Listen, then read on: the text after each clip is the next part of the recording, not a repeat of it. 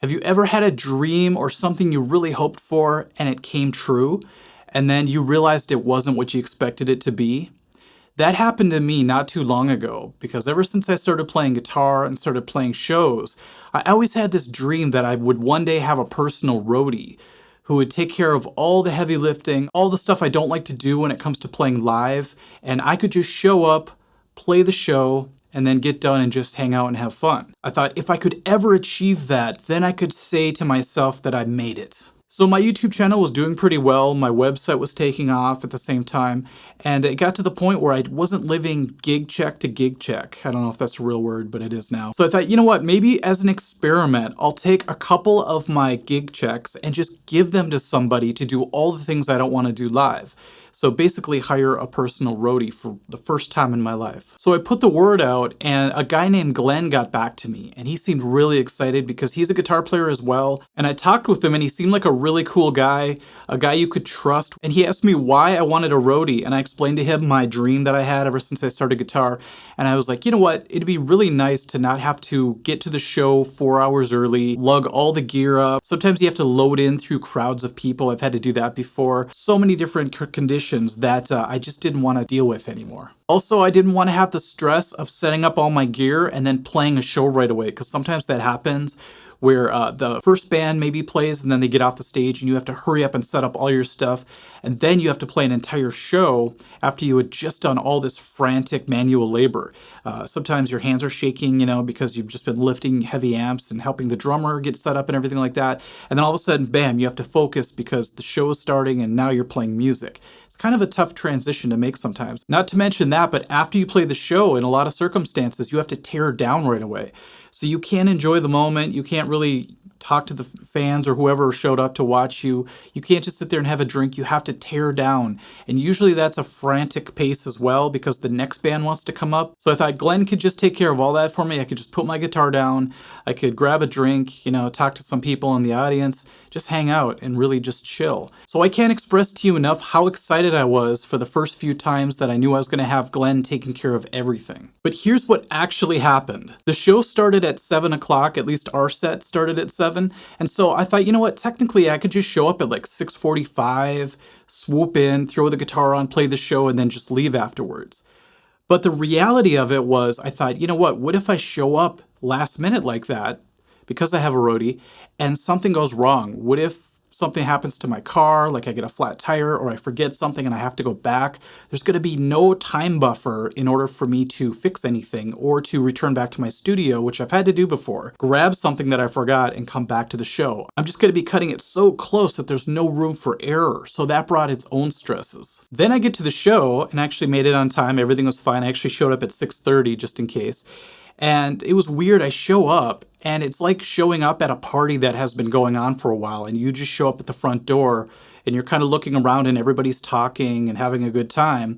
And you're just like, oh, hey guys, what's up? It felt a little bit strange because everybody else had to show up early and set their stuff up. They had all that time to start talking with each other, to form the vibe. And then here I come into the party at the last minute trying to mingle with people. And it felt a little bit forced. It felt like I was coming in cold, But it was nice to see that all my gear was set up. All I had to do was grab my guitar off the stand. And I was like, wow, this is weird. I'm already ready to play. And everybody else kind of looked at me like, okay, I guess we're going to start the show now. So we start playing and I realized something really crazy.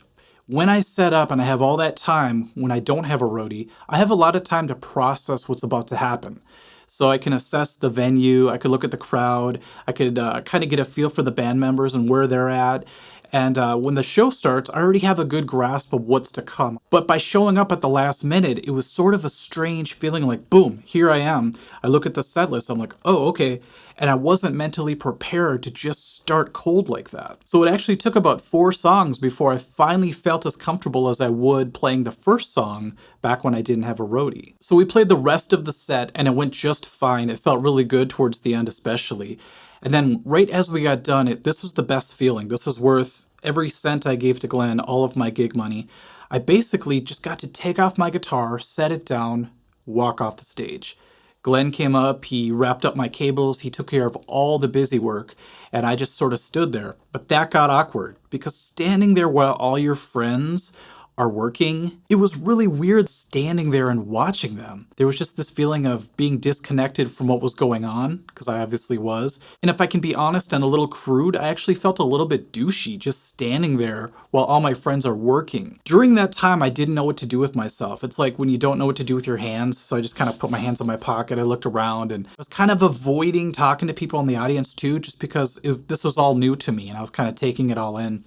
After about 10 minutes, though, I didn't know what to do, so I just sort of awkwardly walked off and left. It was this bizarre feeling of like leaving a party early and nobody really noticing. Have you ever done that before? So that was both sad and awkward to kind of just leave and not even really saying goodbye. And if I did, I don't know if anybody would really even hear me because they're so busy doing what they're doing, you know? As I was driving home, you could probably imagine how confused I was because this was supposed to be a dream come true.